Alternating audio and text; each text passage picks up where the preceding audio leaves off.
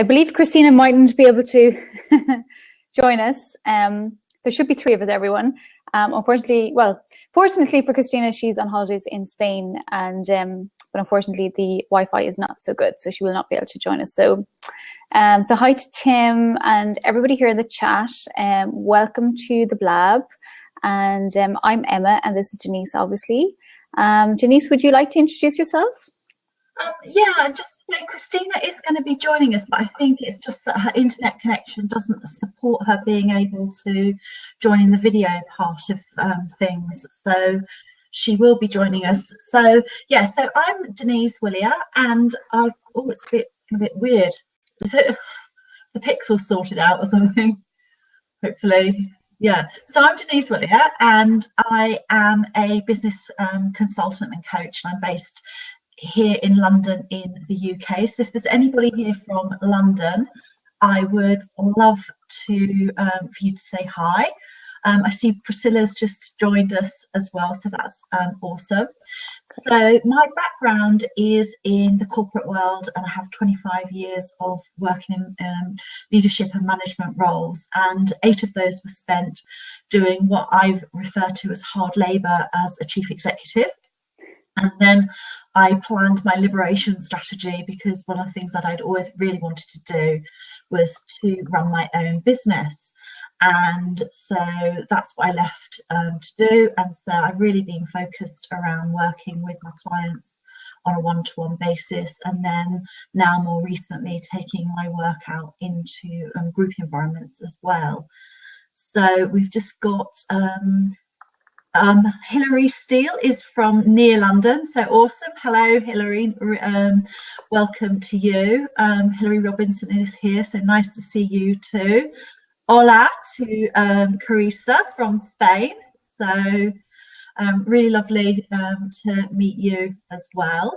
So yeah, that's a little bit of background about me. Thanks, Denise. Well, obviously, I'm Emma Darcy, and I'm from Ireland, small little country off the west coast of Europe, as we say. And essentially, I have a business background for the last 20 odd years in a variety of industries, especially the retail industry, although I do have a background in the equine industry and the agricultural industry as well. I've worked a lot in the kind of, I suppose, nearly hardcore businesses in terms of logistics and warehousing and all that sort of stuff. I suppose I did things slightly backwards in that I went back to university as a mature student in 2006 and did a business degree, and then I went on to do a master's in marketing for a year and a half as well. I found those hugely beneficial, particularly the master's in marketing, and I worked through all that time as well, so as a sales manager for a company. So I suppose really I've a wealth of experience in a variety of industries, a focus on sales, a focus on business, and obviously I have a huge interest in marketing for many numbers of years now. And one of the biggest things from my marketing masters was that I found that I absolutely love consumer psychology. So if any of you guys want to ever have a chat about what your customers' needs are, I'm your gal. I really love that topic in terms of, be it call it your ideal customer, or some people refer to it as your target market, or whatever way you want to call it. But essentially, I really love to figure out, you know, what's a customer's buying behavior, and who are your customers, and what's driving them to buy your services or not, and how you can address that in terms of your marketing strategy. So that's me. I suppose Denise, and there's another lady, Christina, who's in the chat here. She's based in Spain, and we have joined together. So we got to know each other this time last year through a course through Todd Herman called the 90-Day Year, where we've met some wonderful people who are actually, some of them going to be talking here this evening as well. So really looking forward to meeting some of the ladies here and hearing what they've got to say as well. Following from that, the last couple of months, Denise, Christine and I we are launching a mastermind whereby we're working with entrepreneurs to, you know, have serious growth in the next year, and we'll be working with them for the next year. So doors are closing for that on Friday, and in the interim we're running a series of webinars and blabs and whatnot, where really we're just helping people with any questions they may have, or looking at interesting topics. The topic tonight being, what's the future of online courses? Quite an interesting topic. You know, I feel very much of the moment. Obviously I come from an academic background, as does Denise and Christina, and many of you in the chat I know do as well. And I suppose really tonight's conversation will not be just me talking and Denise, but equally I know Megan and Priscilla and Joe will be talking as well about their experiences and maybe helping us all to understand, you know, how we can all produce potentially the best courses, what's good and bad about them, how we can make them better and all that sort of thing. So really looking forward to this conversation tonight. And yeah, so, and again, delighted to have everyone in the chat. So please ask any questions. Housekeeping rules are essentially just be nice. If you've got any questions, please do ask. You've just got to put a /, a question mark and a space bar in the chat and you can ask a question. If you would like to have a chat with us, there's an open seat. There's 4 people can chat at any one time. We have to have one host at least here at all times, so we can kind of jump in and out, but one host does have to remain. We're hoping for a really lively chat this evening, so if you do want to join us, please let us know. Just be aware that we have to give everyone kind of, you know, a bit of time so that we can't have any one person, I suppose, having too much time, just in the interest of serving everybody. So again, if you'd like to ask a question, you know, / question mark and spacebar, and you can ask the question. We really do want to hear what your questions are. This is about a conversation. I know a number of you, it's your first time on Blab. So just to understand, it really is just genuinely a conversation, sharing your nuggets of gold, anything that you'd like to share with us and with the people in the chat. You can see there's 47 people potentially love us online right now. If you'd like to show us the love, as with all social media platforms, you can see the 2 hands in the right hand corner. So you literally just press that and you can share the love just by pressing that. And I suppose really what that does is literally just show Blab, the people in Blab, that we are having an interesting conversation, and it will direct more people towards our Blab as well. Okay, so that's just housekeeping then. So I might just put you over to Denise. And Denise, do you know who would like to come up front tonight, or who's looking to have a chat with us tonight, or do you want to kick off the conversation on your thoughts on online courses, or how would you like to proceed? Yeah, let's get Megan and Priscilla up if you want to both hop on the hot seat, and that might just take a minute or so just to get organised. So we've been doing a series of Blabs. I think it's Blab 15 today. Yes, yes. Yeah, Blab 15, and we'll soon stop counting. And so when we were sort of thinking about topics that could be of broad interest and appeal. Hey Megan, hey Priscilla. Hi Megan, hi Priscilla. Nice to have you here. Nice to have you. We all met through doing an online course together. So that's one Emma mentioned, the 90-day year with Todd Herman, and we've all done other online courses as well. And there's, I suppose, the kind of impetus for this was that in the kind of online coaching space, there's quite a lot of discussion about this, and some of the kind of issues that come up are around the quality of the courses, particularly in the business space, around the low completion rate of the courses, that it seems what's often referred to as the shiny object syndrome seems to be a bit of an issue as well. And a lot of these courses very typically have Facebook groups that can be very powerful in terms of connections, but also quite distracting as well. And there's some other things around the actual business model, from a business model point of view, that are quite interesting to think about. So what we thought we'd do is just try and initiate a kind of lively debate, and we've got 2 people here who are involved in online course creation. So the first of whom is Megan, and Megan is over in Chicago, except she's in Florida today. So very warm. So yeah, really warm welcome to Megan. Megan's background originally was in hospital management, and then she moved over to starting her own business, and she is a certified Infusionsoft partner. And the area that she's really decided to focus on in her business is using all of her tech skills and her design skills to help her clients and help entrepreneurs to create their own online courses. So she does the kind of a lot of this, she helps them with the course creation, she helps them with the actual software implementation side of things, with the launch processes as well. And Megan also has a bachelor's in business administration as well. So I'll get Megan just to say a little bit more about her background as well too. And then we've got Priscilla, who is Brazilian but lives over in, I've got this right, Arizona, haven't I? Yes, that's right. I have, yeah. So she's over in Arizona. And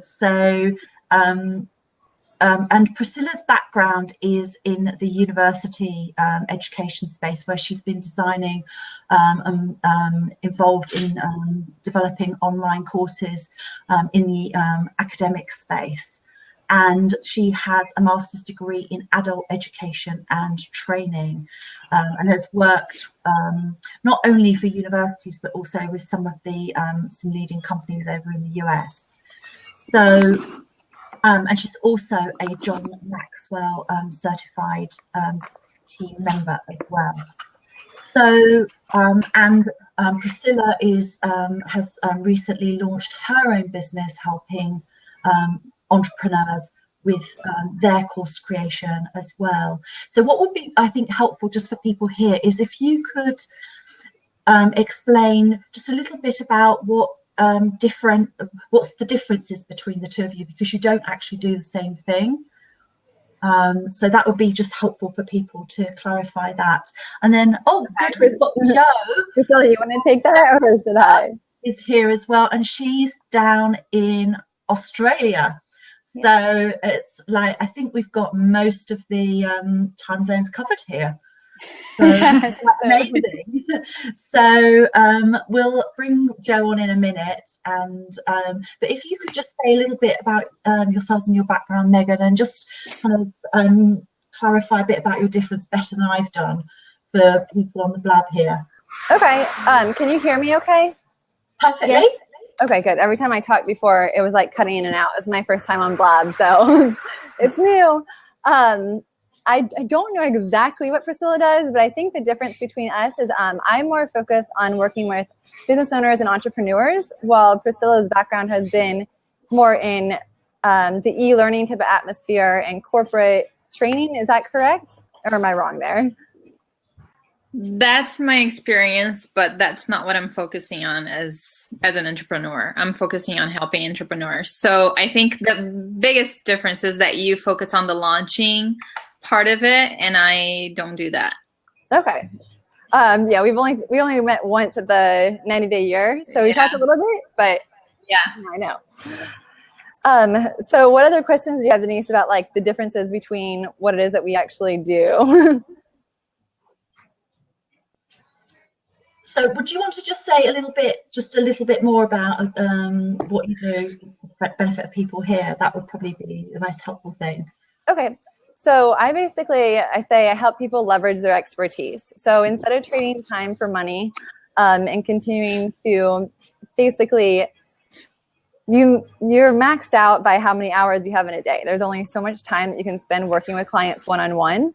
So I really help business owners and entrepreneurs take what they know and turn it into an online program, which they can then now sell all over the world for years to come. And it's really one of the most amazing ways I found to scale a business, and the results that you can get from taking what you know, your wisdom, your expertise, your failures, and package it into a program that you can then share with other people is just absolutely amazing. And that's why I love it so much.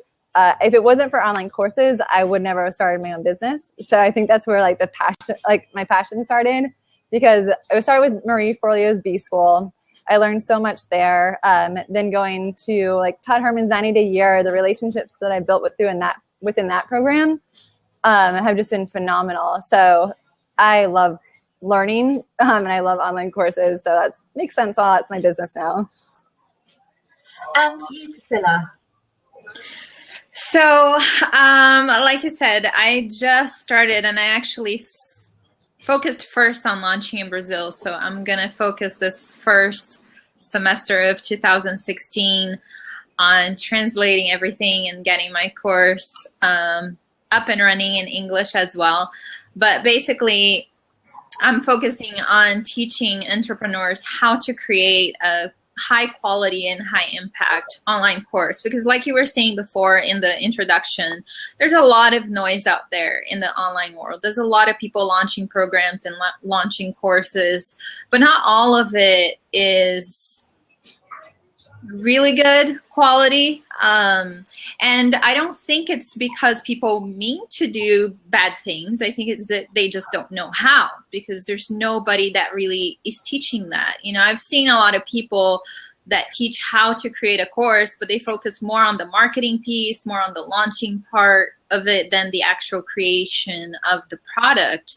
And online learning, so like you were saying before, I've been mostly in academia, so I've worked in big, large companies, but they're all service providers to universities, and also created courses for universities as well. So I've created all kinds of courses that you can imagine, like from math to computer science to engineering courses, just nursing, and a whole variety of courses, like over 100 in the last 8 years, and, you know, have taught over 1,000 students online, critical thinking, professional communications, and mentored also a lot of instructors that were moving from your traditional university classroom to the online sphere once their universities that they were working for started transitioning that way. And there's a reason why a lot of people don't complete online programs. We see that in universities as well. And so a lot of people think that universities, oh, it's just education, it's not a business. But they actually are businesses. They're huge businesses. And they're very much concerned with retention. It's every university's biggest enemy is retention. You know, so many students start and they don't finish their education. And online, that rate of retention is much, much lower. I was reading something the other day in a book that I have, and it was talking about how over 70%, this was in the early 2000s, so way before all the technology that we have available today, the rate of people that started a course but didn't finish online was well over 70%. And today, even in universities, we have a lot of programs where more than 90% of the people that start don't finish. And it's because online is just not, it's just a different beast than being face-to-face. A lot of people think it's the same. They think, oh, I'll just turn on a camera, record myself, or, you know, get some screen capture software, record myself, and that's all there is to it. But there's a lot more that goes into it if you really want to add value to your clients and help people stay through the end and actually get the results that they want to get. What recommendations do you have on getting engagement up and actually completion rates higher? That's a loaded question, but it is engagement. Well, you have to create visual. If you're going to create video, it has to have visual appeal. A lot of people, what I've seen of courses that I've purchased before, and probably the 90-day year that we were in was the exception to that, but they make videos that are way too long. That's one of the major reasons why people don't finish courses, is that there's actually a study that was done by Wistia a few years ago, I think it's 2012, 2013, that as your minutes in length of videos get higher, the drop in the number of people that actually watch it through completion is ridiculously low. So keeping the videos short is one of the ways to keep people engaged and make sure that they finish. Creating visual value in your videos, so not just doing plain slides or slides that take too much time to change, because our brains are processing the information way faster than we're reading things. And so if you have something on your screen for too long, it ends up losing the value. Might as well just listen to the information rather than watch it. So, and then of course there's engagement with the instructor of the course or the mentor, coach, whoever is teaching the course. If that component is there, that helps the retention as well. Which I know not everyone wants to do that. Sometimes you want to have evergreen products and things that you just sell and you're not engaged and participating in that. But if you are creating that type of a product, then that's a huge way of helping retention. Yeah, that's a really good point.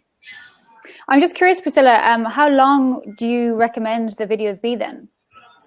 Honestly, statistics tell us less than 10 minutes is the ideal. And if you and here's the thing, a lot of people commit the make the mistake of just creating videos without creating a script. And you really have to script your videos. If you script them really well, you can pack a lot of information into 10 minutes.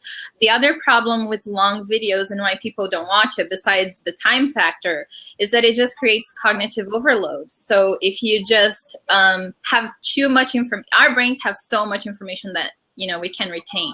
And if you watch a video for 30 minutes, 40 minutes, an hour or longer, when you get to the end, you just don't remember what you saw in the beginning anymore. And so it's easier and it's better for learning, better for retention, better for a number of reasons to have shorter videos that create more engagement and help people actually retain the information that you're sharing. Okay. I'm just curious as well because, I've worked significantly with some universities as well. And I know one of the universities I've worked with, they have, like say, business courses, and they've done an online course, and they actually found the opposite. Mm-hmm. In that they didn't have as much an uptake for the online course. However, what they found was the people on the course actually gelled better, ironically, because it's quite a big university. Mm-hmm. So, when they're going to classes of 500 and that, sometimes there was that displacement effect where some students just found it difficult to socialize and actually found it easier in the sense now of being online and, having Facebook groups and online forums where they could interact and engage. And what they were doing was literally going offline and having phone calls or, one-to-one Skypes with each other and supporting each other in that sense. So I'm just wondering, like, in terms of your stats, are they kind of from the States or, is it... Like, do you think it's slightly skewed? I'm just wondering. I'm not doubting what you're saying, but I just think for a level playing field, because you could also argue, being devil's advocate, that if you go into a lecture in a university, that's 50 minutes long. So is that equally too long? Yes. Because I'm sure some people here.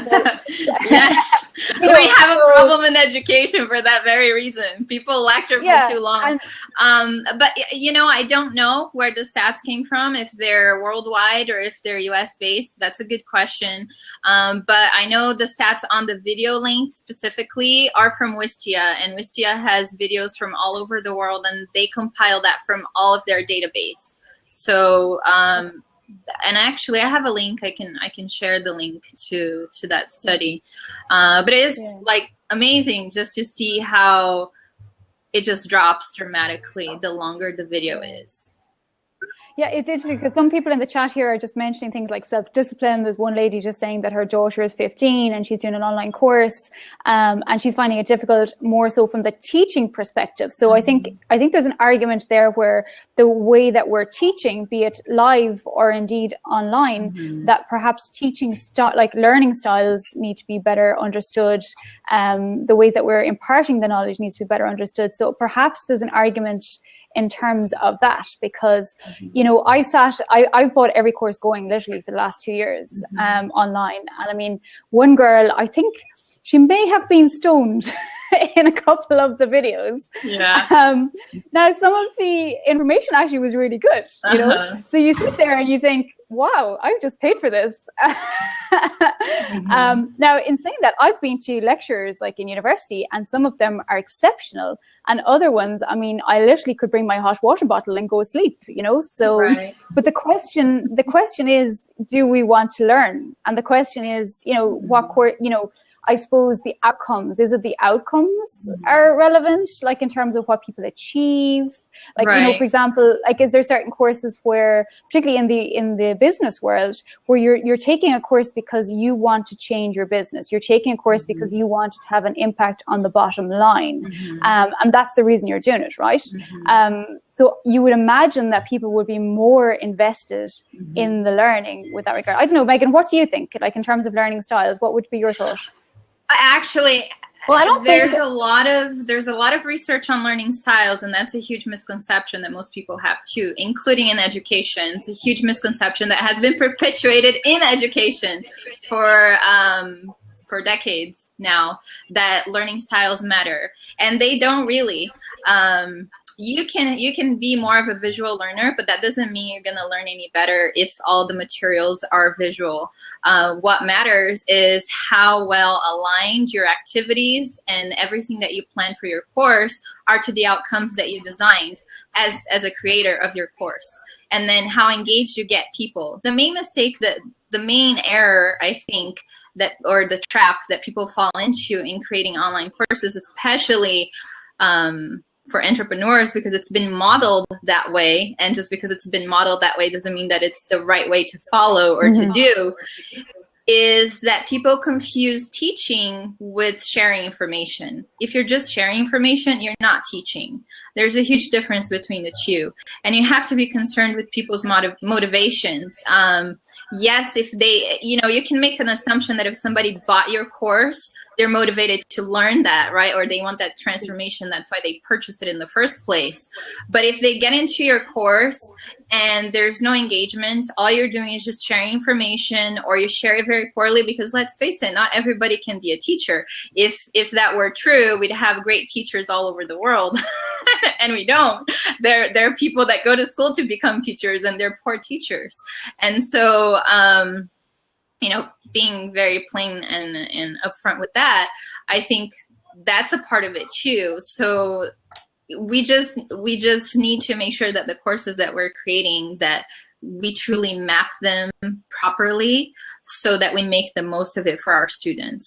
Yeah, either way, of whether it's going to be live, like in lecture training, or online, there's still the normal learning process that you go through. Like, first you have to be presented with information, then you have to apply that information, and then you have to have the opportunity to reflect and practice that information. And then that takes the information from short-term memory to long-term memory. So you want to incorporate that in whether it's online learning, in-person training, seminars, or live lectures. No matter what, that's how our brains work. So creating your course and having a different stage and exercise or opportunity to actually practice the information that you're teaching is what's going to differentiate your course from being a failure or success. So I say, like, you could be the most brilliant person in the world, but if you can't get your students to take action on what it is that you're teaching, you're not going to make any money, because the way you make money is by people reaching the goal that you're promising they're going to achieve once they purchase your course. And I think that is what really separates the winners from the losers in the online course world. Okay, I think you might need to say that again for everyone in the chat, Megan, because I think it's a really, really important point. And for me too, I have to add, because I'm in the process of putting my course together. So I think what you're saying is quite relevant. So do you mind just kind of going through that again? Sure. I have to remember what I said. Yeah. No pressure.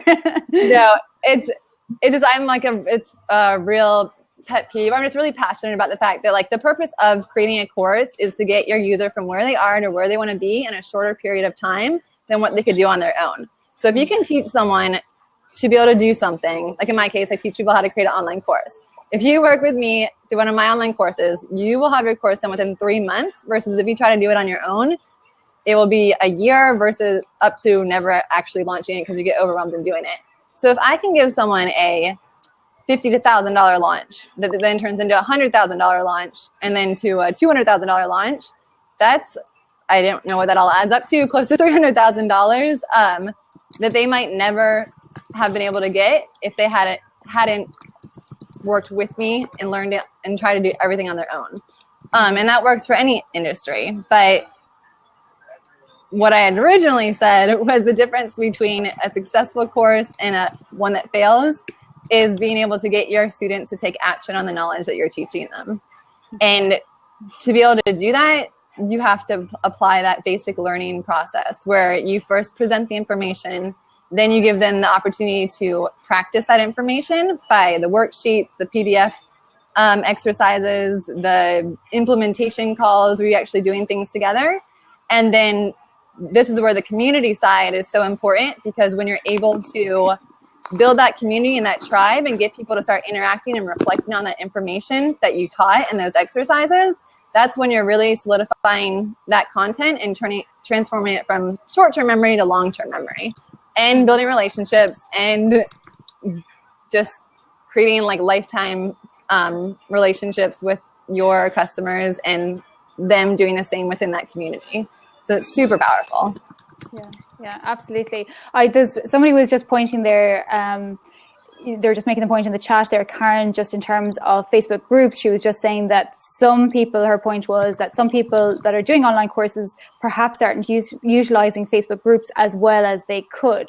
I'm just wondering, have you both, or either of you got thoughts on that?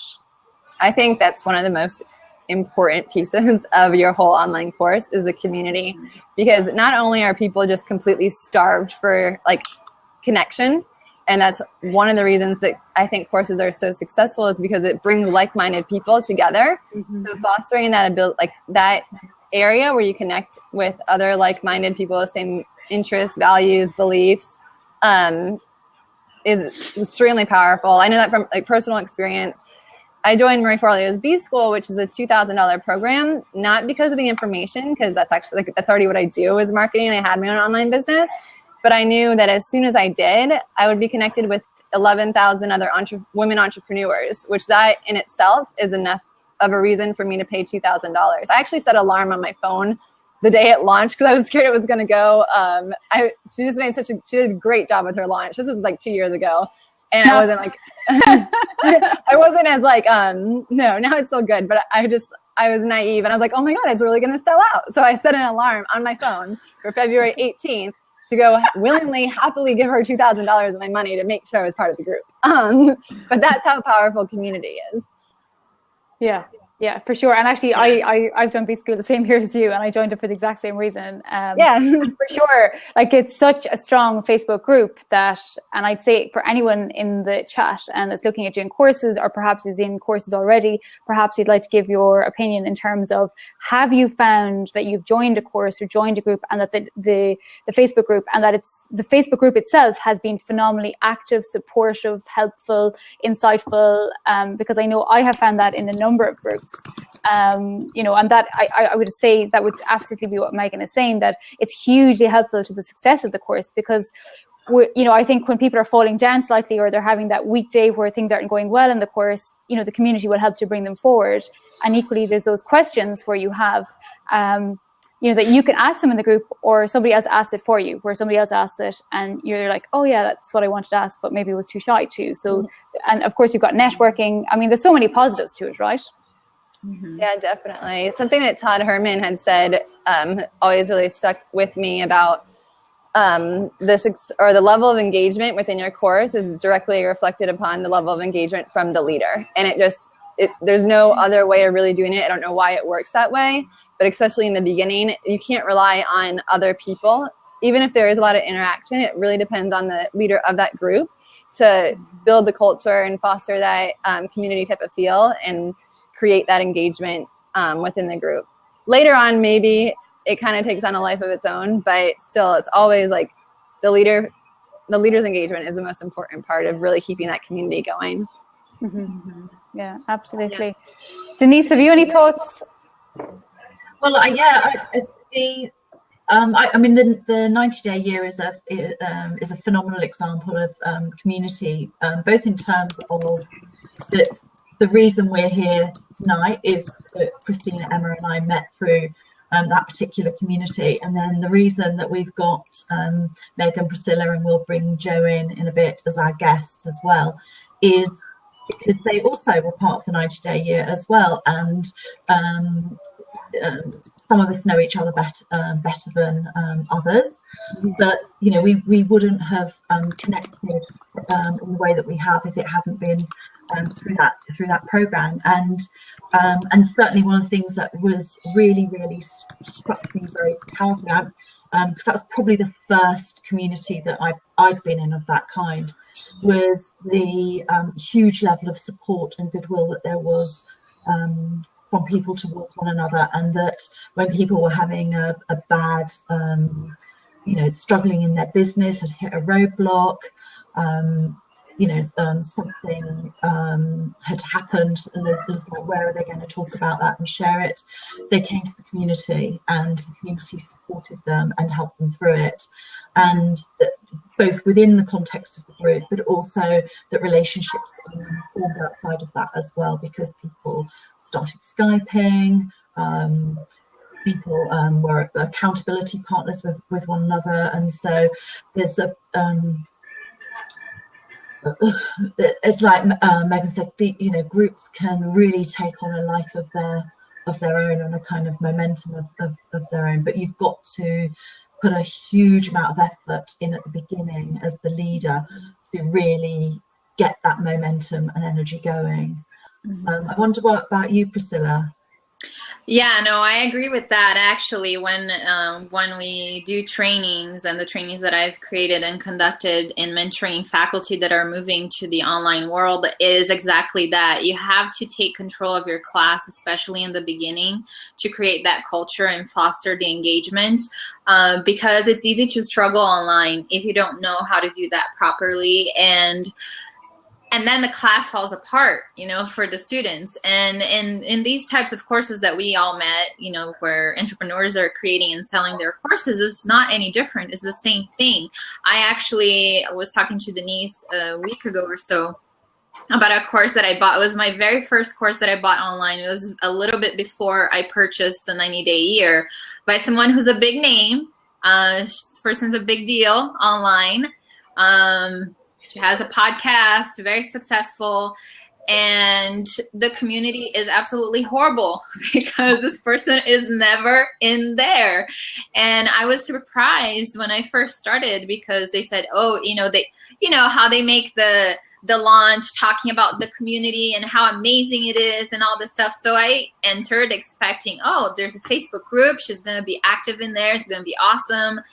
And that person is never there. And then the community is monitored. So all of your posts have to be approved by an admin before they get posted. So it's like you start treating your adult learners or your clients as children, they'll behave like children, or they'll just be completely alienated and withdraw completely, which is what has happened in that group. So I've been in that group now for well over a year. More like a year and a half almost, and nobody participates in there. There's no engagement whatsoever. And whenever I hear that person in a podcast or interview saying how that course and that group, you know, is the love of her life, I'm like, that just sounds so hypocritical, because you're never in there. You're never in there. Do you really care about us? You'd be in there if you did. And so I agree. I think that, you know, community is something that does not happen on its own. Sometimes it can, but it's not something that can or should be left to its own devices. You have, as a leader, to set that culture first, and then things will start, you know, people start engaging, and then there'll be more interaction. And if you were to take a little bit of a step back, the community may still thrive depending on the culture that you set up. But if you don't set up a culture to begin with, then it's really hard for it to go anywhere. That's one of the big. Go ahead.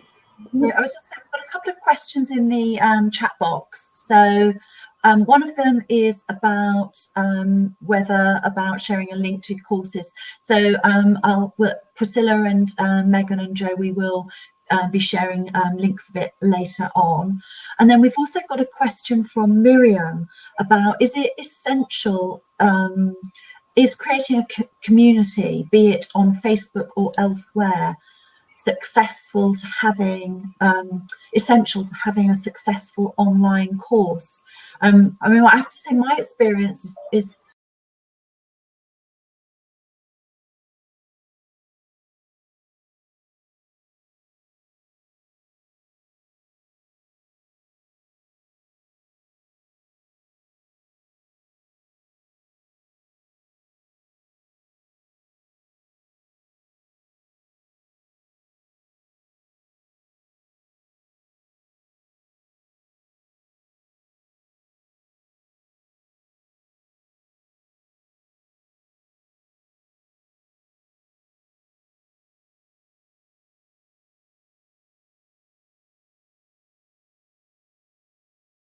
structured through a membership site. You don't get engagement in the way that you do within a Facebook group. There's a huge level of engagement, but I think because you have to make a decision to go into that platform, as opposed to with Facebook, lots of us are making a decision trying to like not go into Facebook and not be distracted with it. I'm sure that's a lot of people's New Year's resolution is to go into Facebook less. So put in the chat box if it was your New Year's resolution to go less on Facebook. Then put that in the chat. We'd love to. What they've done is they've come to Blab instead, if that's the case. I actually wanted to go, or decided I want to go into Facebook more to engage more with the community, because I feel like I haven't done enough in the communities that I'm a part of. Yeah. So you think that there has to be a community for an online course to be successful? I mean, there's never a completely right or wrong answer. I mean, in my world, what I focus on mostly is like flagship programs, which these are like $1,000 to $2,000 courses. And if you're doing your flagship program at those type of price ranges, yes, like no ifs, ands, buts about it. Like you need a community in order to make that price range not seem absolutely ridiculous to your customers. Because like I said, I think it's the most valuable piece of the whole course. Like after those 6 or 8 modules are done, that community continues to live on, and you continue to grow and learn from everyone else ongoing, and having that network and relationship. I mean, for technical things, like if you were teaching like a course on how to edit your photographs better, or how to I don't know, edit videos, like then maybe not so much, but still it is always beneficial. Like you get at a roadblock, like you don't know how to use Adobe Premiere, like one feature that you really want to learn, instead of having to research it yourself for like 3 hours, you can just post it in the Facebook group and get that answer right away, and that's invaluable. Mm-hmm. Yeah, absolutely.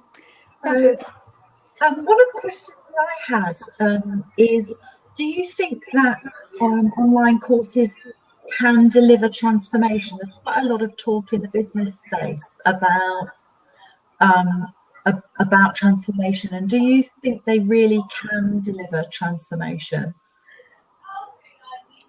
My answer is easy. I'm living proof of it. That yes, I was in the corporate world and I loved hospital management, but I just got like bored.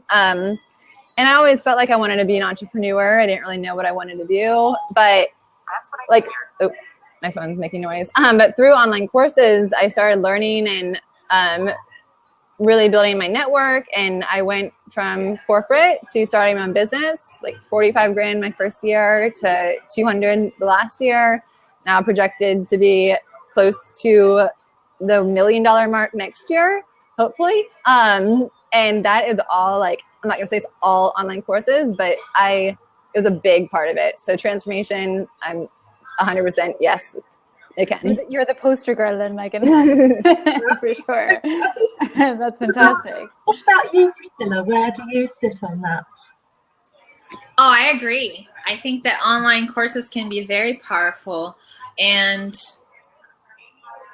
I don't know if we'll see this or not, this trend happening in the entrepreneurial side of things, but I know with universities, one thing that has, well, you know, you always get people that believe that online can never be the same as face-to-face or an in-person experience, that it's just a fad and this and that and the other.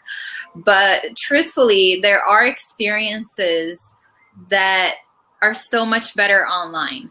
And then there are experiences that are so much better in person. And so it's not that one is better than the other. They both have pros and cons, and it all depends on the type of content you're delivering, your type of subject that's being taught. But I really feel like when you have a mix of both, that's the ideal.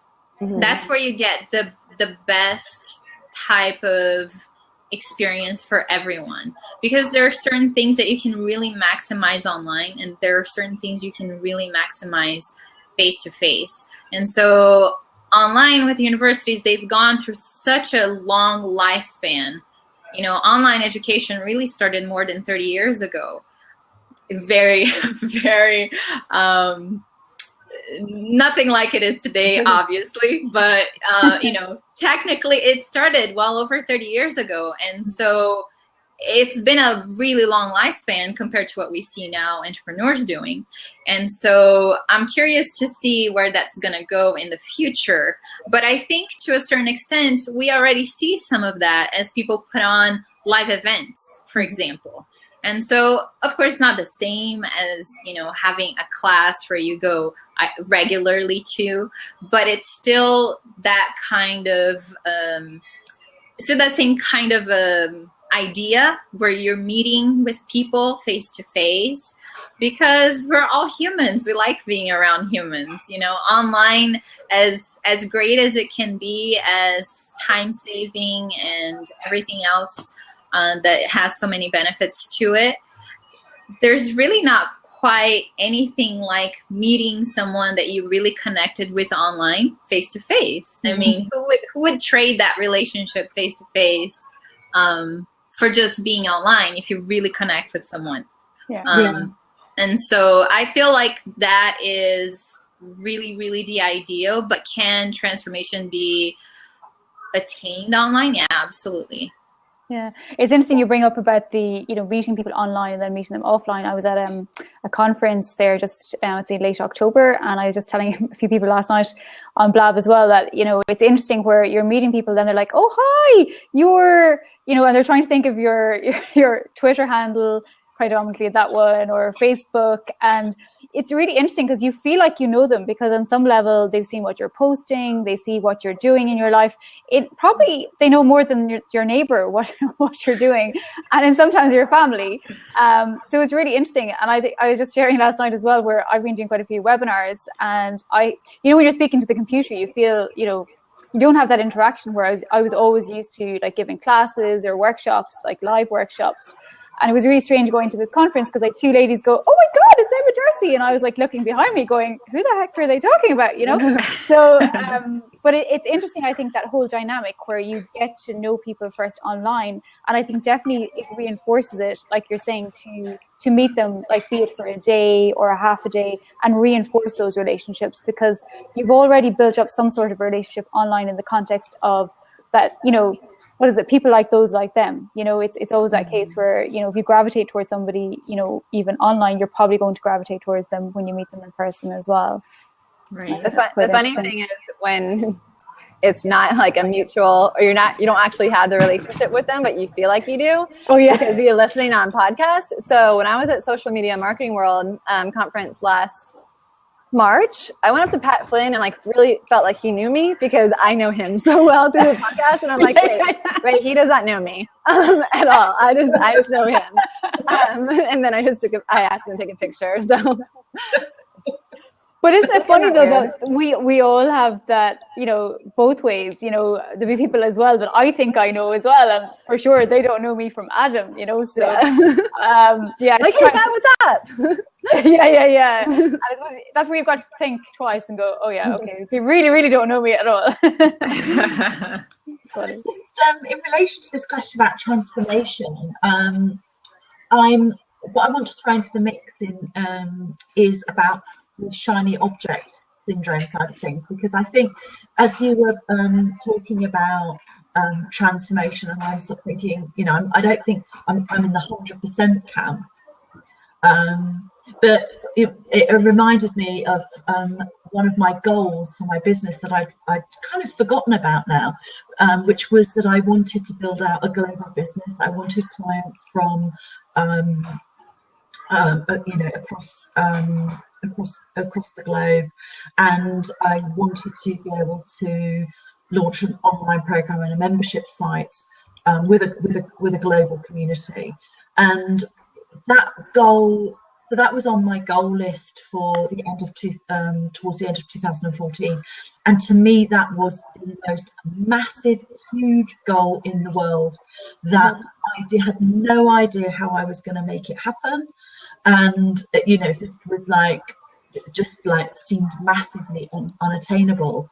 And then actually through doing the national career and other things I've done as well, is all of a sudden my network absolutely exploded to all these different countries, and all of a sudden my business had been transformed to what I wanted it to be, when only a few months earlier it was just like such a huge insurmountable goal. But then on the other side of things is I see a lot of people in these online programs like really keep knocking their head against a brick wall basically, and I see a lot of people get really caught up with that whole shiny object syndrome as well. And so I question whether or not they really do get a transformation as well. So I just wonder what your thoughts about this whole shiny object syndrome are. Yeah, I mean, there still has to be self-discipline, and that I think they're going to have that problem whether it's online or whether it's a live course or just anything in life. Like if you can't discipline yourself to remain focused and really get clarity on what it is that you want to accomplish and set up an action plan to be able to get from where you are to where you want to be. I mean, yeah, there'll always be shiny objects. You don't need to take 50 million courses like before you take action. Like you just need to start doing something at some point. Mm-hmm. What about you, Priscilla? Yeah, Megan said the key word there that's key. It's self-discipline. And so online, one thing that we found with, the university courses, it's actually one of the traits that adult learners have to be successful online. They have to be self-disciplined. But how many of us are not self-disciplined? How many of us don't even know how to set proper goals?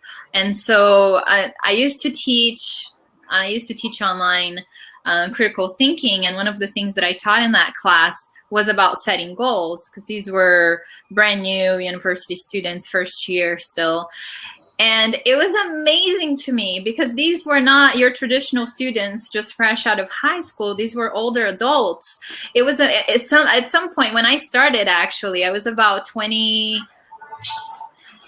how old was I? 26, 27 years old that I started teaching online. Most of my students were way older than me. And I remember thinking, I'm so glad I'm teaching this online. Nobody can see me because, it'd be a lot harder to build rapport with these people if they were seeing me face to face.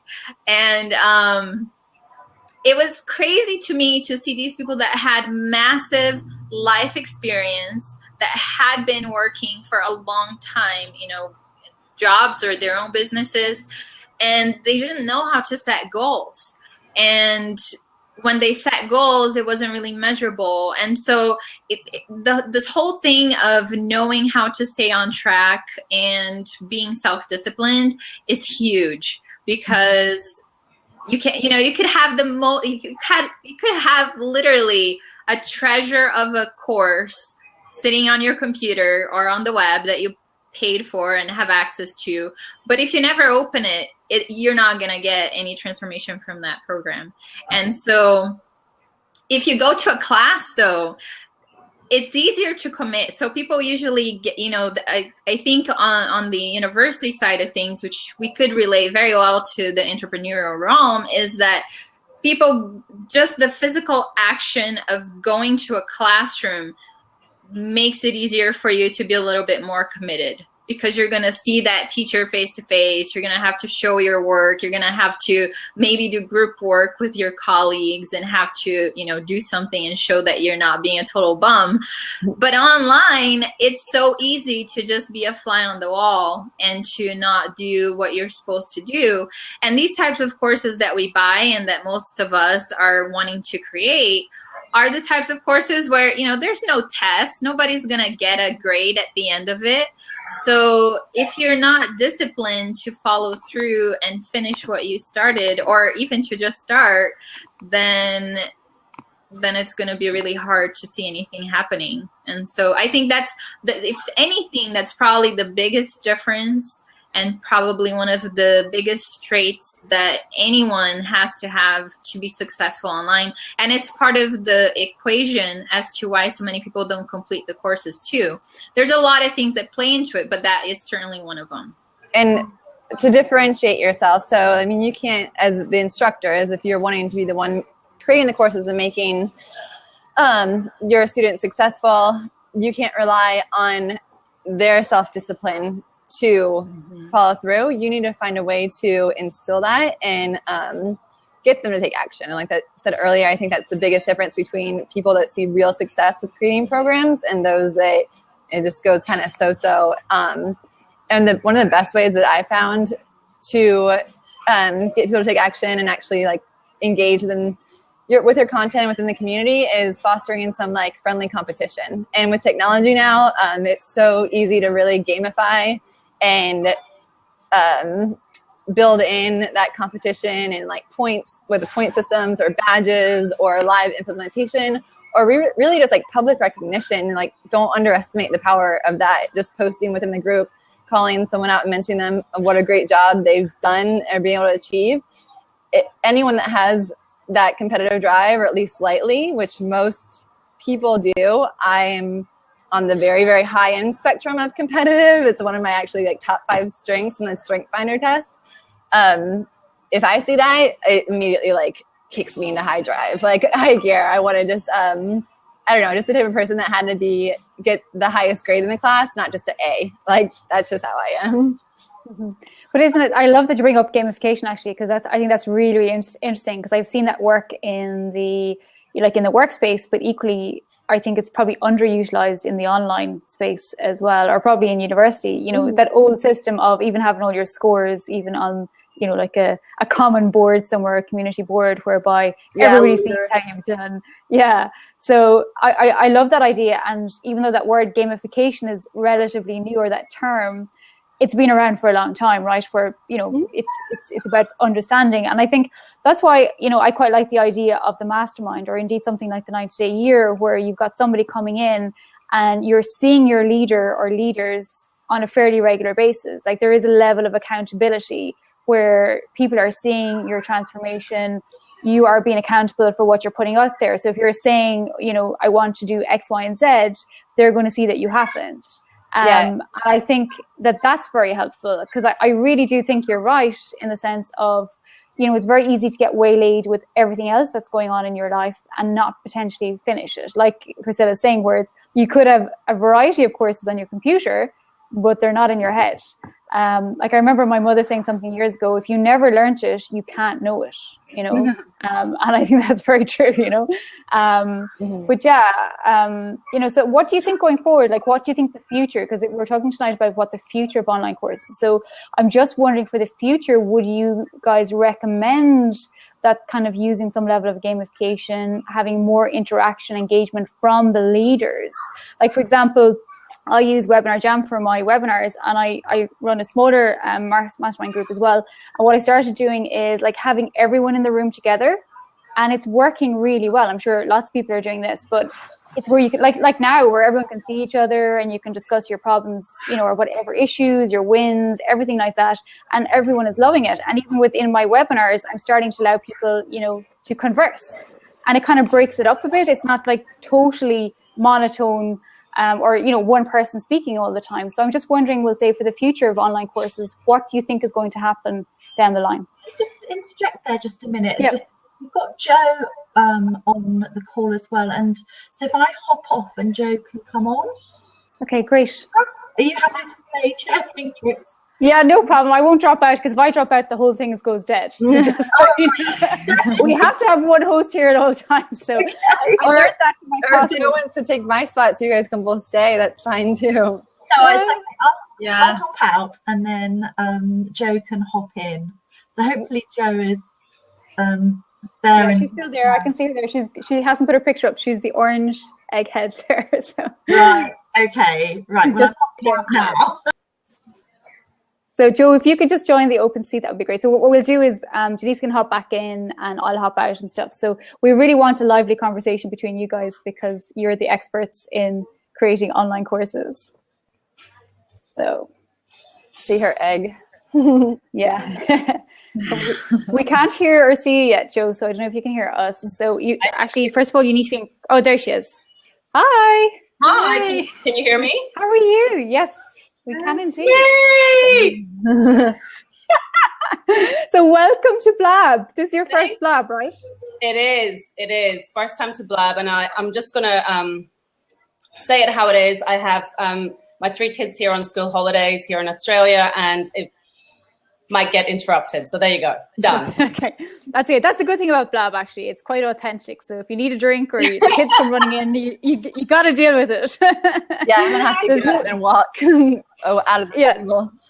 That's okay. There's no Photoshop going on here. I suppose, first of all, welcome, Jo. Jo, obviously, just for people in the chat, is another person from 90 Day Year where we've all met. It's an online course as well, and we've all, we've loved it. We've learned a phenomenal amount from it. Jo, equally, she's actually helping me right now in terms of putting my course together. She's a fantastic background in the film industry, particularly around kind of directors, project management, all that sort of thing, and has a terrific insight into laying out courses and what I'm learning for anybody that's doing these courses as well. Again, I come from an academic background, and Priscilla, you've probably seen this, where I've all this knowledge, and when I'm trying to teach it, it's trying to it's to chunk it down. So actually to chunk down what I'm trying to teach, and not be giving so much information that they can't take it in at all. So Jo is really fantastic at that. So Jo, you've probably been listening to the conversation here, and I'm just wondering, what's your input even in terms of the future of online courses? Or would you like, first of all, actually give a bit of background to yourself, and because you're a Scottish lady in Australia, of all things. I am. So do you want to introduce yourself quickly and tell me your opinion on the online courses, or where you think it's going to go? Sure. So my background, as you mentioned, is in the film industry and advertising agencies, working on TV commercials, working high end. I've worked in New York, Amsterdam, or I've lived in New York, Amsterdam, London, and now Sydney. And about 5 or maybe 4 years ago, I kind of started on this space. I needed an exit plan after having my third or second child, and decided to, I became an accredited coach with a neuroscience focus, and just got really passionate about how our brains work, what neuroscience can tell us about how we think, how we can influence, how we learn.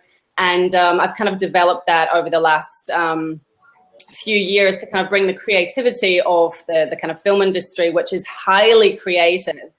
A lot of money and resources go into creating things that are creative, and then also adding that learning element to it. And really, I have a big focus on how we learn as human beings. And I mean, just very quickly, based on the conversation that you guys have had already, which I really loved, is, I think there's a big focus on teaching, and in traditional Western education, that's been the downfall of the education system, is that we've trained teachers to teach, and instead of looking at individuals of how they learn, like how do we learn? And it's only really been in the last few years that we understand a lot more about the neuroeducation is changing the way that we provide content and learnings based on how people learn. So when you change the focus, instead of thinking, in an online course, how can I boil my knowledge down into a course, and start thinking about the people that you're giving that course to and how they're best going to learn what it is that you want to teach them, what it is you want them to do, what it is that you want them to implement.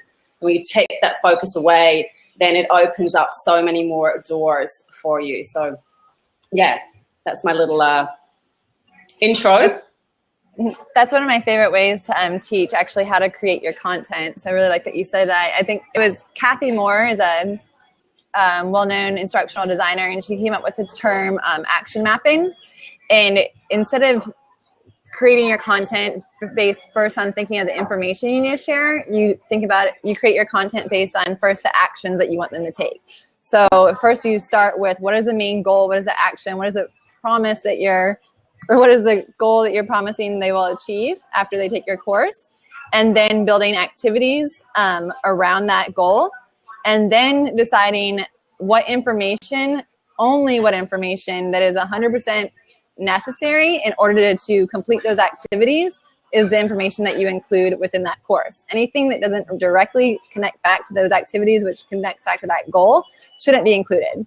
No, more is not better, and the only thing that's going to do is create overwhelm, and it actually like lowers sales instead of increase sales. Like, I'm sure you guys all know this, but so many people make the worst mistake is they want to keep adding and adding more because they think it's higher value, when exactly it does the exact opposite. Because people want what they're paying for. The reason why you pay such premium prices for courses is because it's synthesizing the information and your knowledge, wisdom, and expertise, and compacting it into a much more condensed, easier to consume, and easier to implement, versus trying to do it all on yourself. So if you give everything that you know, that's not anything better than them doing everything that all of it themselves. So that was a good point, Joe.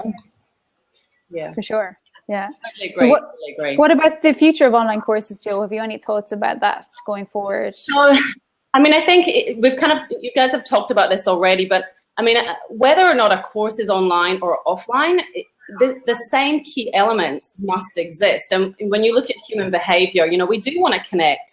We need there to be a desire as to why are you doing the course? Are you doing it just for fun? Are you doing it because you need it for your work? Are you doing it because this is your new career? I mean, there's so many elements to a course, and really being online, it's just yet another delivery method. So, not getting caught up with it's online. Online offers lots of really great tools and techniques and capabilities. But at the end of the day, having a course is having a course, having the key elements. So I just kind of wanted to reiterate that. But I think in terms of the future, I mean, I don't think that all courses, I think a lot of courses are just glorified ebooks, and I've said this many times. And a lot of people shouldn't be creating the content into a course anyway. It's just, there's this dream of, if you put your knowledge into a course, you have the ability to have something successful, but it doesn't always work out that way. And so I think a couple of things about online courses. I think that we're going to see more mixed media, whether it is gamification, more quizzes, games, more creative ways, using technology, whether there are different apps that might support the course content. I think we'll see some courses that really thrive on mixed media and the technology we have available to us.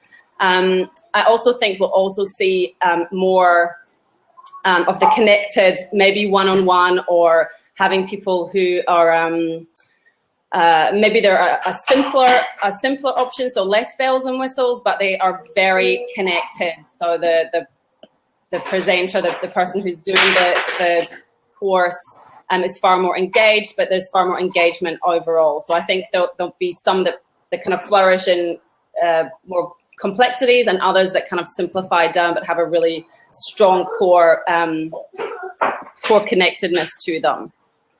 Yeah, I love that idea, Joe. And I like the idea of the mixed media. And actually, Janice is just asking there, any apps to look at? So can any of you ladies recommend any apps, or even any resources that you ladies have or know of that could help people in the chat, in terms of if they're looking at doing courses? So anything you could recommend would be hugely helpful. Apps, and as in like apps to help you create a course, or for what? She hasn't quite quantified that, but I would imagine in terms of perhaps apps to as part of the course, or indeed, yeah, she'll have to quantify. Denise, can you just quantify that, please, if you don't mind? So, but even in general, have you ladies any resources that you would recommend, or is there anything that people like steps people can do, easy steps that people can do, even just in terms of when they first start out thinking of a course? Like, is there anything that you ladies would recommend? Number one is always validating your idea. Don't start anything else until you validate that someone actually wants to pay for it. Otherwise, it's a big waste of time. But number two is then creating the outline, I would say. Really solidifying what your learning objectives are and getting your complete outline together before you start any of the actual content creation. Those are my first two steps. Okay. Priscilla, have you anything that you would like to share? Yeah, I would say, well, what Megan said, but to add to that, one thing that I find is often missing in online courses that I've bought and done is some kind of a feedback. Todd talks about this in the 90-day program, and I actually find a lot of similarities in what he teaches to what instructional design is really all about, because at the end of the day, learning is about change, and learning is about performing. You can't learn something unless you really know how to do something, or you gotta have change. You have to take action, and so there's got to be a way somehow to close that feedback loop so people know where they're going, because it's that old story of, if you were to get on a plane from LA to New York and the pilot just went one degree of difference from where he's, the trajectory that he's supposed to follow, he's going to end up in a completely different location. And so those instruments really give the pilot the ability to continue on his path and know where he's going. And with learning, it's the same thing. We have to have a way of checking our work if we're not getting that one-on-one or some other type of support from the person who created the course, so that we know if we're on the right path or not. Otherwise, you could end up, I don't know, in Kansas when you're supposed to end up in New York. So I think thinking through what you really want your clients to accomplish and what they're supposed to do at the end, how can you help them check themselves and close that feedback loop, especially if the course is something where they're not going to get special attention. I think that's a huge piece that often gets overlooked. Okay, great. Thank you. That's really good. Yeah. I don't know if Denise wants to jump back on. My computer is about to die, so I'm going to get booted off. I'm going to connect back on mobile. Okay, no worries. Don't worry. But thank you so much, Megan, for joining us. We really appreciate it. You're welcome. I'll be listening in the next 5 minutes. So if I want to. Okay, and if you want to jump back in, that would be great. And thank you. And if we don't get to talk again, thank you so much. I'll be back. Okay, great. Just wondering, Christina's just asking then as well, what's the biggest mistake you see entrepreneurs make when getting started with online courses? You probably kind of answered that, I think, but what mistakes do you think, Priscilla? Oh, for me? Yeah. I think just getting started without a plan. You may know your market, your target market, and who you're serving, and you may have done that homework, but then you don't actually plan things out. You just start creating things without a plan. Like I was saying earlier, if you're going to create a video, you should have a script. You should script your video, because that's going to help you not only be concise in the information that you're giving and really pack as much value into your video as possible, but also it helps you be more eloquent, because that's one of the things that annoys me the most. And I'll be honest and say that nothing irritates me more than watching a video where people go around and around and around and around in circles, and they talk, and don't say anything of value because they're just going in circles. And I've seen that so much in courses that I've purchased or that friends have purchased and shown me. And when people use a lot of slangs or just filler words, you know, when you're recording a video, you're really doing public speaking. And we don't think about this, but some things that may be forgivable in a day-to-day conversation or a live conversation, they're not as forgivable when you are in a recorded medium, because the person on the other side of that screen may listen to that video or watch that video 100 times. And after the second time that you hear somebody saying, like every other word, it becomes so distracting and so annoying. And it really diminishes your power as the instructor of the course and someone who's trying to get across some important information. So I feel like the planning stage and not overlooking scripting your videos and having really well planned out materials is huge. Yeah, I love that actually, Priscilla. And I think that's hugely valuable information, definitely. I know I've done a few videos myself, and when you listen back, you think, oh my goodness, you know, because you do have all those ums and ahs. And I think having it scripted is so, so, so important for sure. And I think many people in the chat would agree. So thank you for that, because I think that's really, really great. Joe, what do you think? So I would say, I'd say probably the biggest mistake would be people, aside from validating your idea, I mean, I think that's the first step, validate that the idea that you have is the right idea to go with. But kind of moving on from that, I think a lot of entrepreneurs, they are a specialist in something, they are an expert or an authority, and they go, yeah, I think my course would do well. I've kind of validated it with some clients, and then they get into the process of kind of creating or putting together a plan of what that course would be. And it's so important that you're creating the course for your audience. You're creating your course for the participants, your target market, who are going to be, you know, buying it, using it, implementing it, and wanting some results from it. And so the key is always to go back to your potential clients and make sure that what you're creating is what they need. Is that what it's going to give them the results that you're saying? And often people go off on these tangents to create these great courses, and then they're actually not what their target market needs.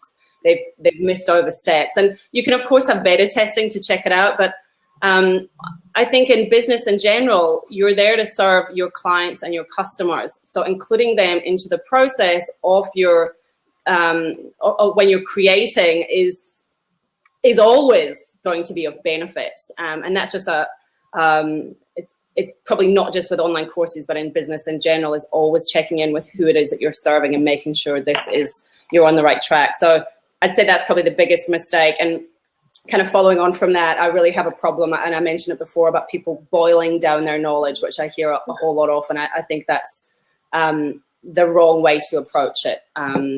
Instead of it being you, thinking about who your clients are and what they need. I love that. And I actually, you know, I just created my course, like I was saying earlier, when we first started, and launched it in Brazil. And one of the examples I ended up giving to the people in one of the modules, one of the lessons, is about a course that I purchased, and they're familiar with because it's a Brazilian course. But, you know, that person who created that course did everything that was convenient for them when they're creating the course. So they're thinking about only themselves in creating that course, and not really about how the experience is going to be on the other end of the screen with the person who's actually consuming that course and that knowledge, that information. And so I love what Joe said, because it's easy to get caught up in your own process and the things that you have to accomplish, because obviously we're trying to run a business. You're creating a course so you can leverage your time and your income. Obviously, you know, that's besides the point here, but you can't lose sight of what you're doing it ultimately for, which is to serve your clients. And And so you have to keep in mind that sometimes some things may not be as convenient to do for you, but it's what's going to be best for your clients. Definitely. I love that. Yeah, and I think definitely some people don't keep that mantra in place for sure in terms of the online world, because like you say, it's easier not to in some cases, even though it's not best placed. Not all the time, but I think it does happen. What about you, Denise? What do you think? Have you anything to add in terms of, say, the courses or, you know, kind of thoughts about things you notice in the online world or in industry in general? Well, that ties in really nicely with a question that it's just moved out here at the moment, but it was basically around how do you verify the credential of the person teaching the course? How do you know that they're an expert in what they say they're an expert in? And that's something that for me is quite a huge concern, because you know, I'm aware of people in the online space who don't have the level of credentials that they purport to have. So I just wanted to sort of throw that into the mix about how do you actually really know whether somebody does have the kudos and the authority and the expertise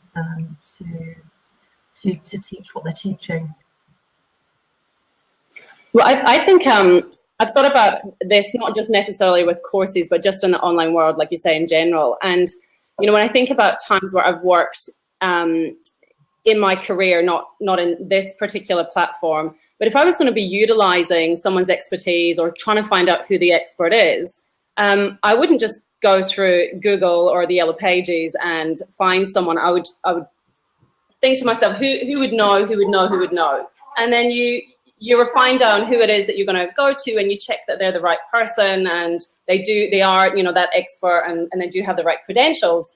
And so often in the online world, people just look at a website and take it as verbatim that is what it is that their expertise is at, or they've got a great copywriter, and it astounds me, absolutely astounds me. I think you have to do your due diligence in any regard, whether it's an online course or other parts of your business. Have you heard of this course before? Can you look, is there anyone that might know of this course? Who is it that they're saying that they've worked with? Like, who are those people? Checking out their testimonials. And I mean, testimonials can always be kind of manipulated. So, you know, you can always ask if there's ways for them to show you or give you more information about who it is that they've worked for, or looking through LinkedIn profiles. I mean, just kind of get creative around, you know, how you are going to verify that they are who they say they are. And that's, of course, more difficult when people aren't as well known or don't have a big reputation. But, I mean, I think if you're going to spend any money, make sure that you do your due diligence, you do your research, and find out, so you're not wasting your money. And I think, Priscilla, you said, I think it was you that were saying, you know, taking a course. Actually, maybe it wasn't you, but I've heard people who say that they've taken courses with, you know, well-known instructors with good reputations, and yet even the quality of the work of what they've produced isn't that great. So it can happen at all levels. So I think, you know, there's no absolute way, but I think as business owners, you do need to do your research. I think one of my favourite ways of doing my due diligence is using LinkedIn, because if somebody's to create a really good LinkedIn profile that really articulates your experience and your qualifications, and then also backs it up with testimonials and with recommendations, is a really significant work. So it's quite difficult to manipulate that kind of social proof. You'd really have to go out of your way to do it. I think LinkedIn 100% reliable, but it's a very good way of verifying somebody's credentials, because they will almost certainly have testimonials from a number of different parts of their career previous to what they're doing. They'll also have recommendations built out and so on. So, you know, and I suppose my expectation, it's a personal view, is that anybody who wants to be regarded as an authority, I expect them to have a proper LinkedIn profile to support that. So I'm mindful that not everybody uses LinkedIn in the kind of full way in which it's intended, but you know, I think if you want to sort of stand in a leadership role, in an expert role, then it's common sense to do that. Yeah, totally. I really agree, Denise. I know I've used it. I've got a lot of business through LinkedIn and Twitter as well. But LinkedIn in particular, like you're saying, people can recommend you, but it has to come from the person. You know, it's not where you could potentially, shall we say, play with the words somebody says about you or whatever the case is, or, you know, you can adopt the testimonial if you wanted to, or, you know, there is potential to do that on a website. Whereas with LinkedIn in particular, you can really see very quickly, you know, if there's a number of recommendations, the type of person that's recommending them, and you can even go and check, obviously, their profile as well. So, and it's easy to see because I have seen one or two people where one person has recommended one person, that person has equally recommended them back, and, you know, you can see that. So I think it's more transparent, I think, than, you know, some other areas maybe that you could look. Like Joe was saying, I mean, what are you supposed to do otherwise? I mean, is it go to the Yellow Pages? You know, do you need to go to their university and check that they've actually been through college? Or, you know, it's a little bit more in depth to do that. So I don't know. What do you think, Priscilla? What's your thoughts? Sorry, I missed it. I was responding to someone here on the... That's okay. It's really hard to do both, actually, isn't it? I know. No, we're just talking about... Sorry, what was the question? You know, it's just kind of talking about, say, LinkedIn, or figuring out, say, if somebody is who they say they are. Like, how do you figure that out? And what are your recommendations? Yeah, well, as someone who has fallen prey to really good advertising before, I would say definitely do your due diligence, not just online. My case specifically, I had actually talked to a student in that course, in that program, and it was somebody that I found myself. It wasn't someone that they recommended that I should talk to. So I felt like she's not going to be biased, you know, it's not them telling me to talk to her, but it really didn't work out for me that way. So I think that LinkedIn, what Denise was saying is really true. Like, it's so much easier to fake things on Facebook, or, you know, you can buy likes, you can buy Instagram followers, you can buy so many things nowadays online to have the social proof. But with LinkedIn, it's a lot more difficult to do that. And so I feel like that is a very good strategy. Yeah, for sure. Can I say one other thing as well that's just kind of come to mind is, you know, it's your responsibility as the creator of your online course to make sure that you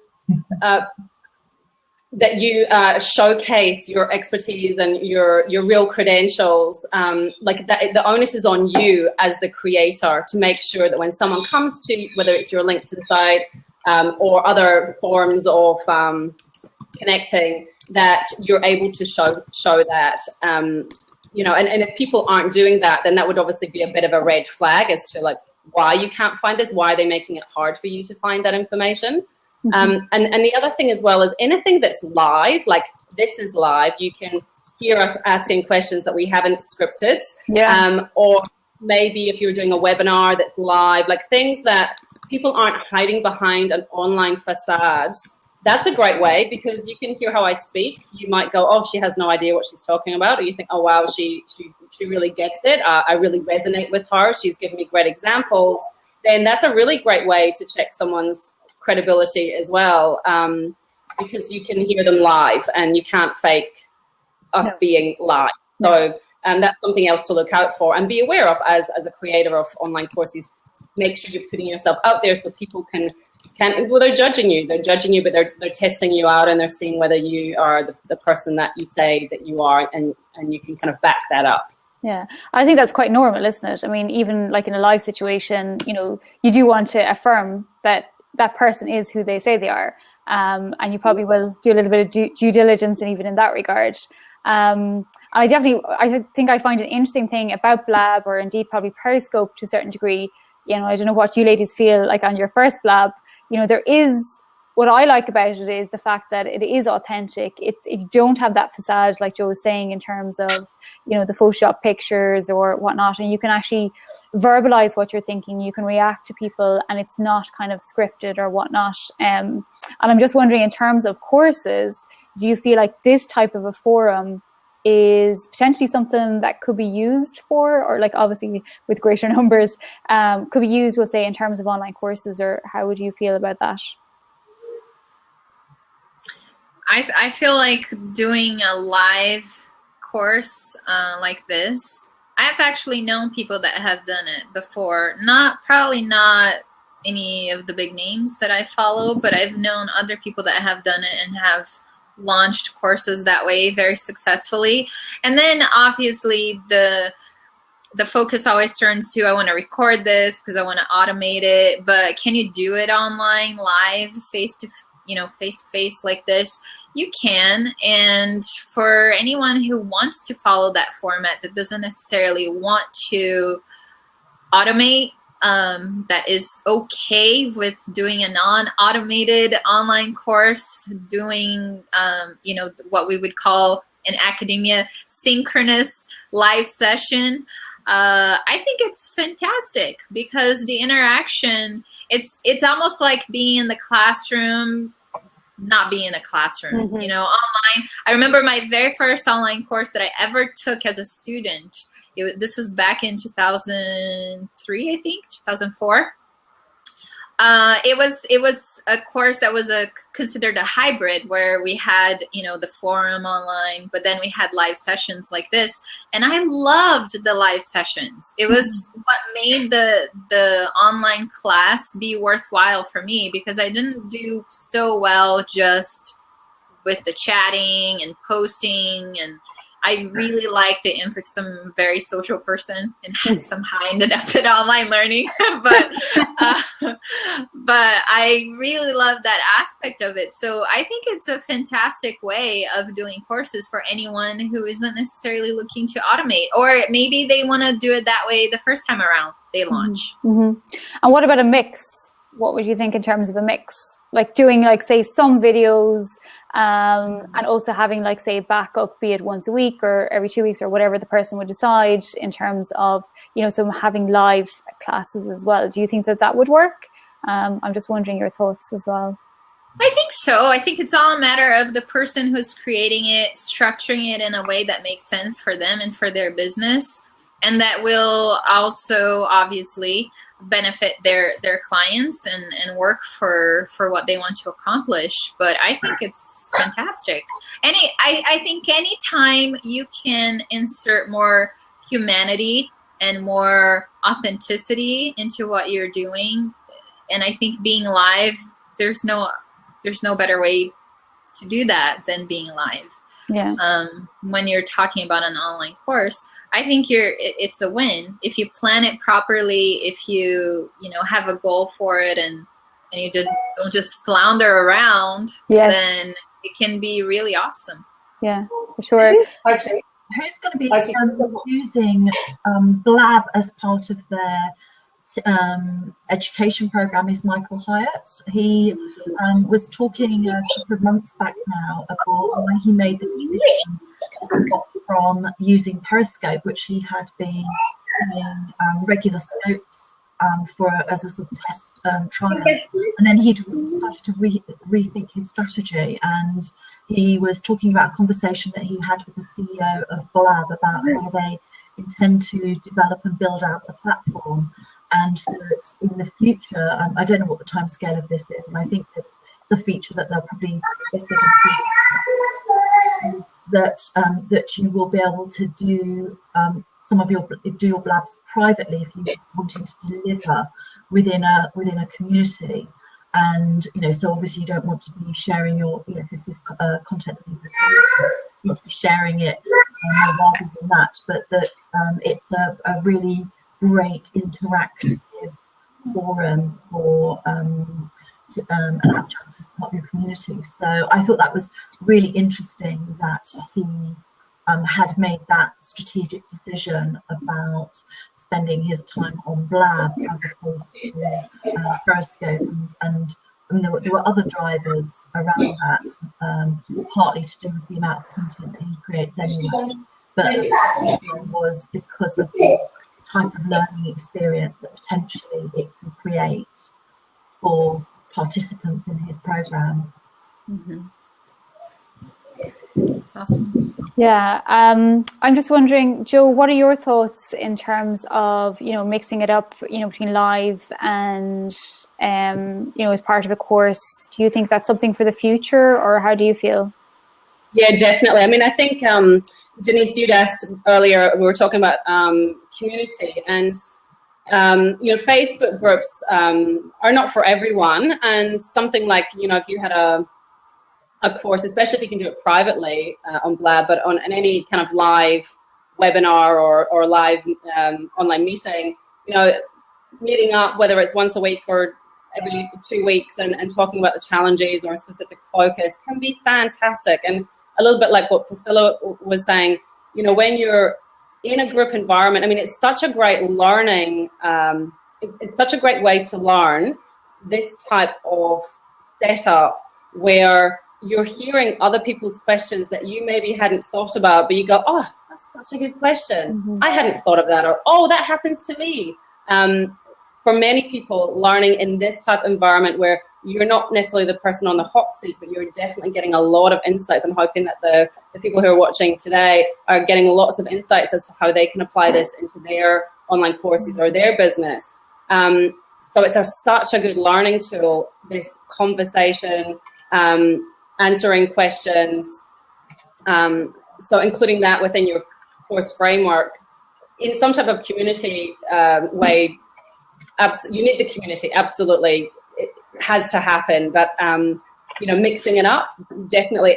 I think as well, it depends on the course that you're doing. You know, if you're doing something that's probably more technical, then I mean, well, it still could apply. I think you just have to be aware of like the restrictions of the course that you're doing, and what formats are going to work best and what type of support is going to work best. And, you know, you might need to try that out and see what people like and don't like.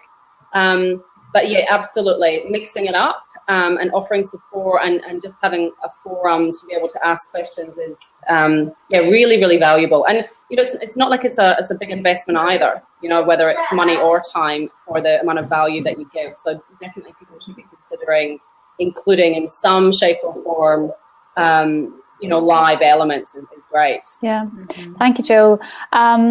Well, you know, thank you very much for that. I think we're going to probably wrap up in the next couple of minutes, and we'll probably answer a couple more questions as well. But just if anybody in the chat would like to ask any more questions, please put them there, put a / and a question mark and a space bar. And we have Chuck here just saying that for years they've successfully used the Citrix platform. I'm not familiar with it now, but maybe some of you are, for intense training.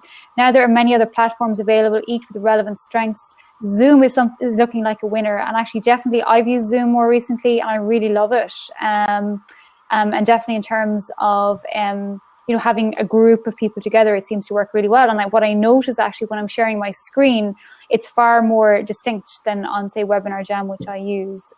People can see it a lot more clearly, so it might be something to look at for people as well. But would you like to add into that as well, Priscilla? Well, I know Citrix more from the corporate side, so I don't know how it's used really for entrepreneurs, cost, benefit, all of that. But I know the brand from work. But just one other thing that I was thinking about is just, you know, what you were asking earlier about the mistakes that people make when they're creating a course.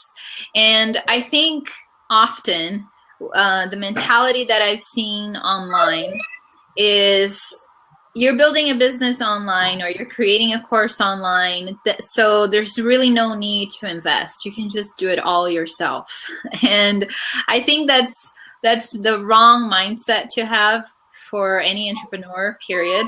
Mm-hmm. But when you're trying to build a course online, and that's something that I can tell you from experience of working with these big universities, you want to be able to scale And there is a cost to starting with something that's cheap and easy and an easy fix, and then having to deal with the issues that that causes, having to deal with breakdowns, having to deal with inaccessible pages or parts of your course because the system's not holding up well, the amount of access that your students or your clients are making into the system. And so what I would say is also that people need to have the right mindset. If you're going to be truly an entrepreneur and start a course online, don't think that you're just creating a course. Think that you're creating a true business. And like any other business, if you're gonna build a restaurant or a salon or whatever kind, or school or whatever, you wouldn't just do whatever and call it good. You would invest your money into that. And I think that's the misconception that a lot of people fall into is, oh, you can start with no investment at all. You can just start with zero. And yeah, you may hear of some cases of success where people started with nothing and built multi-million-dollar businesses, but that's usually the exception, not the rule. And people tend to make the exceptions become like the rule. And I think that's a huge mistake. So if you're serious about creating an online course and leveraging your business that way, then know you're going to have to invest, and it's going to be worthwhile. If you do it from the beginning, it just saves so much more time. I worked for one of the biggest online universities in the whole world, and they tried to create their own online platform thinking that they can make it unique to them. Mm-hmm. They serve over 200,000 students online. It's a huge amount of people. And after investing millions, if not billions of dollars for well over a decade into developing their own platform, their own system, it was always buggy, it crashed, the students were frustrated. They finally gave up. They spent so much money just on the technology, the support, the salaries of all these IT people they had to pay. And then they finally had to, 10 years later, scrap it and say, we're going to go with someone that specializes in building platforms and doing it the right way. And so I think for us as entrepreneurs, it's very tempting to try to go the DIY route or the route that we put it all together. We patch all the pieces of plugins and this and that and the other. And then when we have problems, it just becomes a lot more costly. So I would encourage people to change that mindset too, if that's a mindset they have, and to really look at it as a business and look at what's going to be the best solution for the long term. You can always improve, of course. You don't have to start, with a Cadillac or with a Ferrari. You can start smaller, but do something that's smart and don't be cheap, because if this is your business, then you need to have the right mindset to be successful. Great. It's a great question that links to that just come in the chat, and that was about which sites do you recommend as platforms for online business. So I know Megan's in the cyberspace. There's somebody listening in on the Blab. So I know that for Megan, that the platforms that she recommends for her, that she uses with her clients when she's actually building out the software for them and doing the product launch is, I'm trying to say it right, is Membarium. And if I've said that wrong, then please type it in the chat, Megan, and put what it's supposed to be. And then that's integrated with Infusionsoft. And so, that is the point that Priscilla's making about investing in the right tools to do the job. And so that, I know, is the combination that Megan particularly recommends. I saw that you had put something up on Facebook today, Priscilla, around that you've been looking at New Kajabi and that you really liked that. So I sort of wonder what your if you've got other preferences as well. Yeah, so I started using New Kajabi a couple months ago. It was, I think, November when they did a private launch to people that were on their list. I actually joined their list because I have some courses from some big names in the industry that have used the old Kajabi, and I hated it. I hated their courses. I hated getting in there just because I felt it was so clunky and ugly and not really user-friendly. But then they switched and I was like, okay, this looks really nice. I kind of like this. And then I checked out their website just to see cost and how much it was, because the solution I was using was WordPress based and I really was not happy with it. And they launched in November. It was right around the time I was launching my course. I had just a few days to create my content in the New Kajabi if I really wanted to start the group in that platform. And they said in their launch videos, you know, you can like start in a few hours and be done and have your content ready to go. So take us up on on this challenge and do it. And I was like, okay, I'm going to do this because I'm freaking out that my launch is going to go terribly, that people are going to buy my course, they're going to access it, or rather, they're going to try to access it and not be able to. And I created the course and in a night. I purchased it. It was like 6 p.m. and then by 9 p.m. I had a whole module done. And that's because it took time to actually watch all the instructional videos they had and really try to play around with different font sizes and colors and all of that stuff. But once you get the hang of it, it's so easy. But the thing that I like about it is that it's not just, the New Kajabi is not just a course platform. It's an all online business solution. So eventually, right now they're in the beta testing, so it's not open to the public. And what I posted on my Facebook page that you saw, Denise, it was a promotion that we received saying it was a New Year's thing that they were doing for the members that are already members to invite only 3 people. And so there's 3 specific links I can give out to people that are interested and want to buy it. And that's it, because they have a limited amount of people they can welcome to this beta group. But they eventually, the idea is to have all of it connected, and it's just so easy to set up. You can have as many websites you want. You can have as many domains, products. You can link the products or have them separate. You could have different businesses using the same platform. It's just so flexible and so easy to use. And I know just a tiny little bit of coding. I don't know much, just because I've been building online courses for so long, ended up picking up on a few things. But I try to mess with the coding just to personalize it a little more. It was really easy to do. And I'm really happy with my course. And my students are super happy with it too. They're like, I've never been in a course like this before. It's so easy to navigate, so pretty, and just really user-friendly. You know, you don't need instructions really. People can just get in there and they know intuitively what they're supposed to do. And so I've been really pleased with it, for the fact that I think for me especially, because I'm trying to build my business with a Brazilian audience and then I'm going to do things in English as well, I need to have different websites, different programs, and I don't want to be managing a ton of different things because this is just going to be so time consuming. So I found that their solution for my needs was especially really helpful, and I was blown away because I got in there thinking this deal that I bought, this platform is only good for one website, for one business. And then it was once I got in there that I saw, no, I can build as many websites, I could have a bazillion blogs, a bazillion products. I can have them linked or not. And I thought, this is phenomenal, the value you get for what you have. And it's reliable.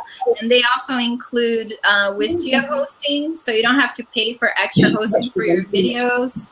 And they're really, really focused on improving more. So I always get emails saying that, they've made such and such improvements. Pretty soon we'll be able to sell in other currencies. Right now they only support the US dollar. But you know, for me, wanting to sell in Brazil, I want to sell in the local currency. So I felt that, you know, it's just going to be more powerful. They're going to have a market for people to sell templates for landing pages, for whatever converts more, for blogs, for your website. And so I felt like it's really comprehensive. It works really well. And I've seen a ton of online platforms all these years building so many courses. And honestly, if more universities had an easy to use platform like the new Kajabi is, we'd have more success online. Somebody's just asking in the chat as well. I'm not sure what the price. They're saying, is it pricey? They thought it's pricey. Just wondering, can you give us a bit of an idea? I'm not sure who it was. Leslie, I think it was. Can you give us an indication of the price for the new Kajabi, or do they have that? Yeah, so they haven't said exactly what it's going to cost once they open it to the public. Right now, with these 3 links that I have, I think it's $12.97 that they're charging for a full year worth of access. But if you think you're getting the whole solution, the only thing you don't get is your email marketing and a webinar platform. All the rest you get. Okay. I think it's, you know, it comes out to about $100 a month if you break it down that way. It's really, really cheap, I think, for what you get. And I paid less than that because it was, you know, a special promotion for what they call the founding partners of the new Kajabi. It was a little bit less, but I don't know what they're going to charge in the future. They say it probably will be between $2,000 and $3,000 a year, but I don't know. Yeah. Okay, great. Thank you so much, Priscilla. That's fantastic, because I think a number of people had those questions. I'm just wondering as well, Udemy, has anybody used Udemy? That somebody has asked, Alberto was asking, he's considering using Udemy. Do you have any knowledge of Udemy, or I'm not sure if I'm pronouncing it right, just no. No. Okay. I know it's huge, and I know they kind of started this frenzy, but I don't know. I've never used or taken any courses in it, so I can't really speak. Okay. Thank you. I think we probably need to, because we're probably nearly 2 hours in. Yeah, so we'll probably try and just wrap it up. I think we've had most of the questions. We've just been saying there a couple of minutes ago, we're going to wrap up. So if there's any final questions, just jump in there. What I would like to say is thank you to everybody in the chat, because it's really been great. We've had 102 people in total floating around. You know, some of them are watching on desktop, some of them are live here, some of them watch the replay. So really, really delighted to have you there, and someone watch the replay. Great to have some guest presenters as well. So thank you so much, Priscilla, for coming on and giving us your time this evening. Really, really appreciate it. And to Joe as well, thank you so much. And to Megan as well, who's in the chat, for coming on earlier, and for all of you for, you know, really helping people to get an insight into what it's like to build out a course, the pros and cons. I think we've had a pretty lively debate here today, and lots of information flowing. So really, really appreciate that. I might just hand you over to Denise as well. She'd probably like to thank people as well. And we're just going to briefly mention as well, we are putting together a mastermind, or we have put it together. We're launching it this week. Friday is the last day for applications. I put in the link there earlier, but Denise might give you a little bit more information about that, if that's okay. It won't be long, believe me. But thank you all to everybody. Yeah, if you could just pop up the link in the chat for me whilst I'm just briefly mentioning. So yeah, so it's a collaboration between Emma and Christina, who's in the chat as well. So Emma and Christina are sales and marketing experts. Christina, particularly in the digital space. Emma has a really phenomenal understanding, particularly around what makes customers buy. And then I've got my business, my background as a former CEO, and I'm now a business coach and consultant. And so we've kind of come together to offer what is kind of 3-for-1 group coaching, I suppose. And so we've got a prospectus. And so Emma's just popped the link in the chat box, and so you can just download the prospectus, have a look at it. If being part of a mastermind group is something that you've perhaps been thinking about as a way of helping you to be accountable and help to keep your business moving forward consistently through the years, then do take a look at the prospectus. We're really talking about entrepreneurs who want to have breakthrough years, and you know, this is like 2016 is going to be their year where they're shooting for really big goals. Those are the kind of people that we've got signed up already, and that's what we're looking to fill the mastermind group with. So yeah, there's the prospectus there. It says everything about the course and the program rather, and so just download it if it's something that you feel that is of interest to you. And then it's really just to say a really massive thank you to Joe, Priscilla and Megan for joining us for this conversation. And so Megan's out there in the chat, so I'm just going to pop up here the link for how you can connect with Megan. And so if we could also have you, Joe and Priscilla, pop in if you've got a lead magnet, a way in which people can connect with you. So I'll just pop that in for Megan, because Megan has a free video series to help people get started on the course creation aspect side of things. And so I know that that is going to give terrific value, because I know Megan very well. So if you are either thinking about creating a course or are in the process of course creation, highly recommend you get that access to that video series. And then Priscilla's popped there in her guide, which is the 7 steps to create an impactful online course. And so here you're going to really get the benefit of Priscilla's academic and university background in course construction. And then have we got a link there for you, Joe, as well? Yeah, she's just popped one. So yeah, it's called Pop with Joe. So yeah, so that's, as I haven't actually had a chance to look at that myself. So do you want to just say what's in there briefly, Joe? So it's 10 stops to making a course that pops, and there's kind of information about brain-based strategies of how we influence, how people best learn, lots of learning strategies, creative strategies. So might be some things in there that people generally don't think about, but that really are the winning ingredients to creating courses that end up giving your clients results.